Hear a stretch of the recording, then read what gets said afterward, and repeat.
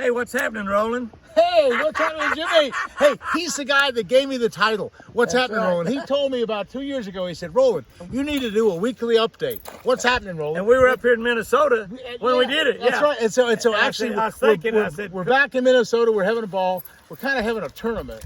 And Jimmy has caught more fish today than I have. And but that's what we're doing. We're going by the numbers of fish. I have caught the bigger bass. I've caught two. He's caught of the one bigger bass. He's So not anyway. catching some. He's caught one bigger bass. Well, what I'm doing, and here's the deal about today, and what's happening is I'm doing a frog, and I caught a nice big one on a frog, and then I'm taking the Cinco, and I'm catching a nice, I caught a nice 3-pounder on a Cinco. The biggest one, okay? biggest ones come on a that Cinco. sinking worm. Now, what Jimmy's got, hey, he is really kind of cool.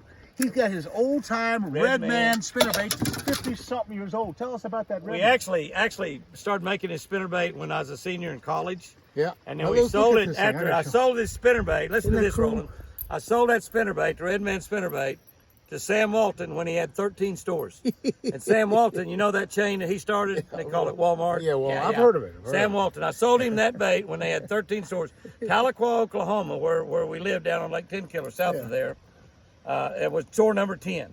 And then they opened a store in Poto it was in the top 13 also.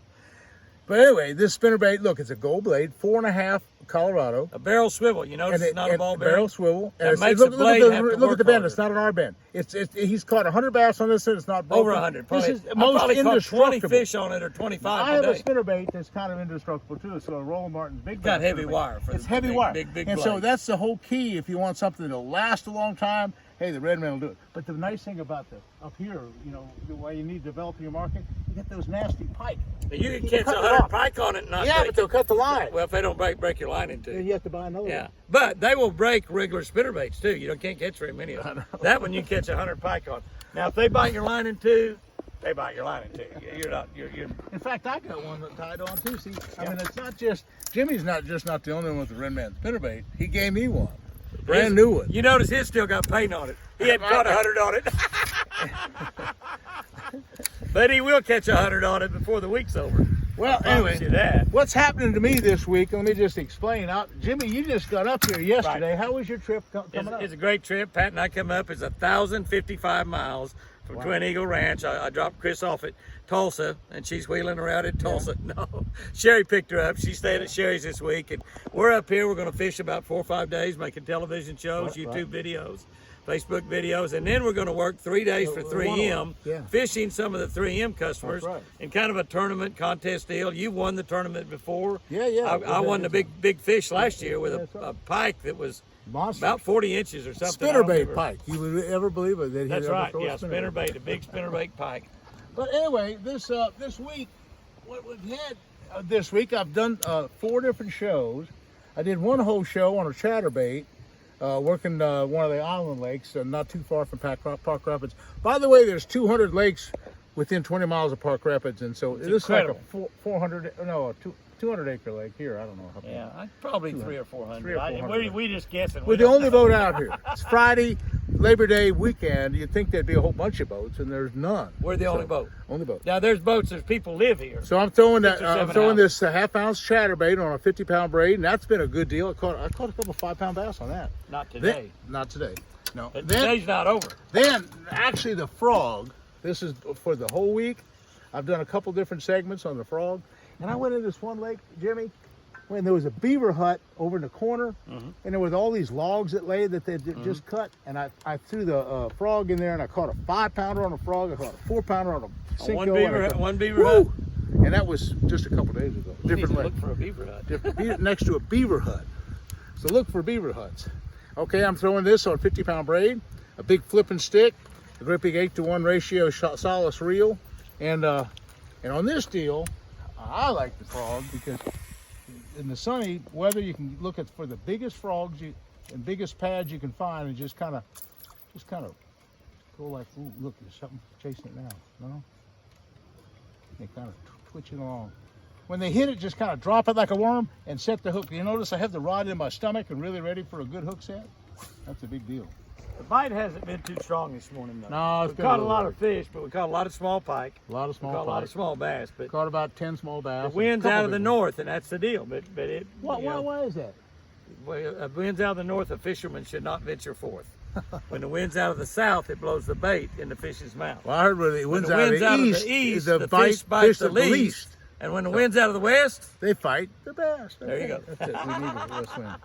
Okay, but here's the deal. On a couple of the other places that I've fished this week, they would hit the frog, and I'd take a Cinco, just a regular 5-inch. Any color will work as long as it's a 297 green pumpkin. But anyway, that'll work. And so this will happen to be on 20-pound monofilament. But wherever the fish blew up, just throw this Cinco right over it, just drag it across there in that hole, and they'll eat it almost every time. I've caught a couple today like that, but not real big ones.